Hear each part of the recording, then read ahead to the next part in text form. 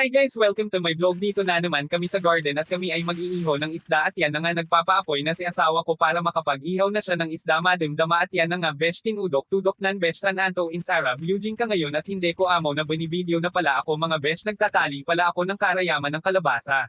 Para matapos na at wala na ako iisipin na trabaho ko sa gulayan para makapag-video-video na tayo mga besh at magkatapos ko magtali ay at ito na pala yung inihaw ni asawa ko mga besh hindi pala namin naluto lahat mga besh cake dalawa lang namin kami mga besh.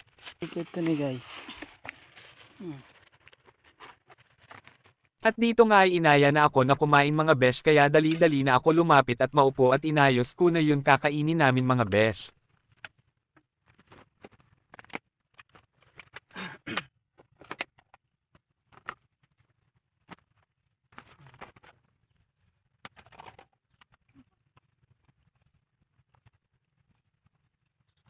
Oh, mantel.